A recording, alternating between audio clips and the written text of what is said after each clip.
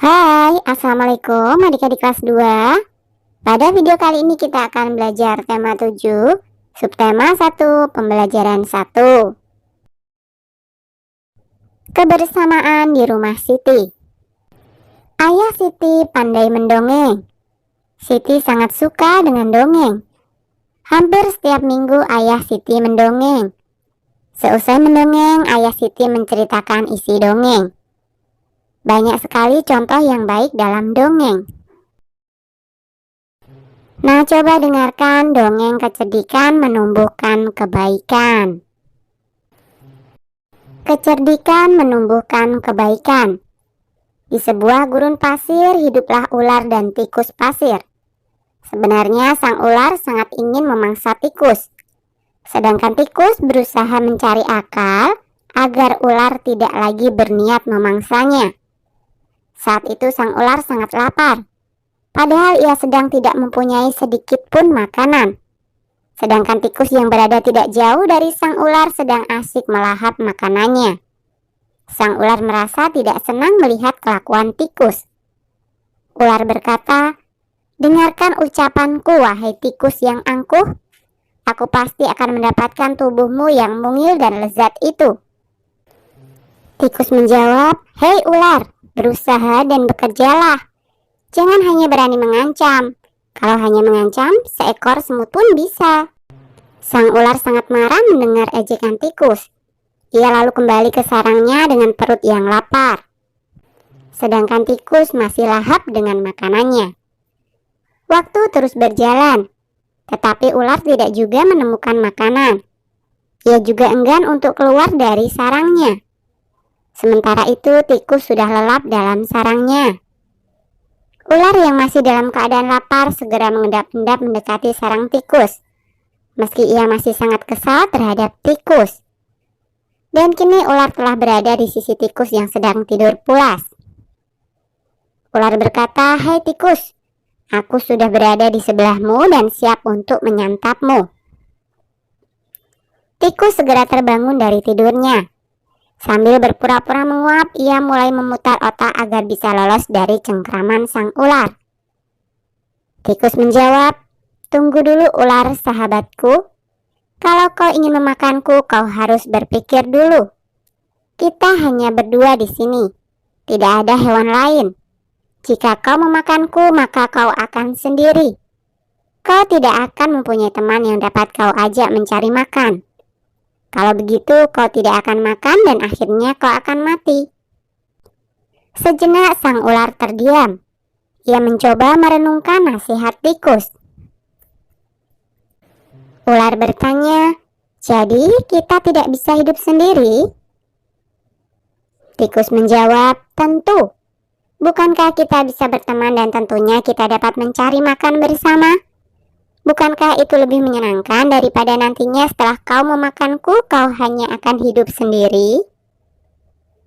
Ular mengangguk tanda mengerti. "Baiklah kalau begitu, maafkan aku," kata ular. Tikus pun memaafkan ular. Mereka tersenyum bahagia, kemudian beranjak mencari makanan bersama-sama. Jadi, siapakah yang diceritakan dalam dongeng tersebut? Iya, ular dan tikus. 2. Bagaimana kecerdikan tikus? Memutar akal agar tidak dimakan oleh ular dengan mengajak ular berteman dan mencari makan bersama. 3. Mengapa ular dan tikus dapat hidup bersama? Karena saling memaafkan dan memutuskan untuk bersahabat serta mencari makan bersama. Nah, diskusikan tentang isi dongeng yang telah kamu dengar dari guru dan sampaikan di depan kelas. Ibu menghidangkan 3 buah kue donat. Setiap kue dipotong menjadi 2 potongan sama besar. Siti, Ali, dan Ayah mengambil masing-masing 1 potong. Siti sangat senang bersama keluarga di rumah. Mari mengenal pecahan. Gambar yang pertama ini adalah utuh. Kemudian dibagi menjadi 2 sama besar, namanya adalah setengah. Sedangkan jika awalnya utuh, kemudian dibagi dua namun tidak sama besar, namanya bukan setengah. Jadi, gambar yang pertama ini adalah satu donat, ditulis 1. Kemudian dua bagian donat sama besar. Satu bagian donat dari dua bagian donat ditulis dengan lambang berikut. Nah, lambang tersebut dibaca setengah atau 1/2. Mari kita berdiskusi. 1. Mengapa dua bagian donat di samping masing-masing disebut setengah? Karena dari satu donat utuh dibagi dua, sehingga memiliki dua bagian donat yang sama besar. 2. Mengapa dua bagian donat di samping masing-masing tidak disebut setengah? Karena tidak dibagi setengah dengan ukuran yang sama besar. Nah, sekarang coba lengkapilah pernyataan berikut ini dengan tepat. 1. Sebuah donat dibagi menjadi dua bagian sama besar. Setiap bagian disebut setengah bagian. 2. Siti memiliki kertas berbentuk persegi panjang. Kemudian kertas tersebut ia potong menjadi dua bagian sama besar. Setiap potong kertas adalah setengah bagian. 3. Siti memiliki kue donat. Siti ingin mendapatkan setengah bagian dari kue tersebut. Siti harus memotong kue tersebut menjadi setengah bagian sama besar. 4. Agar mendapatkan kue setengah bagian, maka kita harus membagi dua kue tersebut dengan ukuran sama besar. Arsirlah setengah bagian dari gambar berikut. Nah, gambar yang pertama, kita arsir setengah bagian, maka hasilnya adalah seperti berikut. Gambar yang kedua, gambar yang ketiga, gambar yang keempat, gambar yang kelima, dan gambar yang keenam. Di dekat rumah Siti terdapat pos penjagaan. Di sana terdapat kentongan. Kita dapat membuat bunyi kentongan bervariasi. Bunyi yang teratur berulang disebut birama.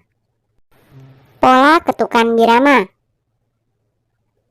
K adalah bunyi kuat, L adalah bunyi lemah. Mari membedakan bunyi kuat dan bunyi lemah. Nah, yang pertama adalah saat kita memukul meja, dan yang kedua adalah bertepuk tangan. Jika dua bunyi di atas dibandingkan, maka bunyi 1 lebih kuat daripada bunyi 2. Mari menjawab pertanyaan-pertanyaan berikut. 1. Sebutkan dua bunyi yang ada di sekitarmu.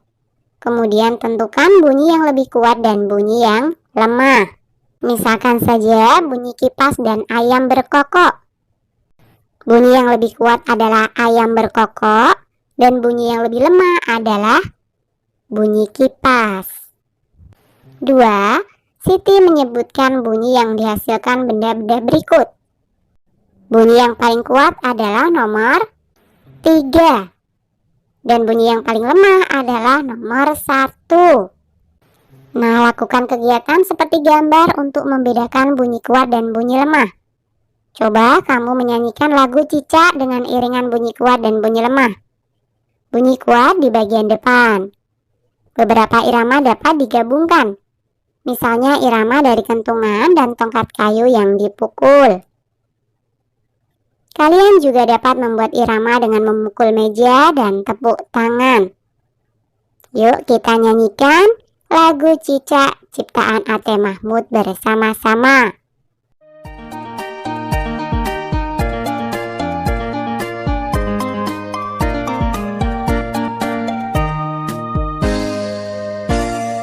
Cicak-cicak di dinding, diam-diam merayap. Datang seekor nyamuk, hap, lalu ditangkap.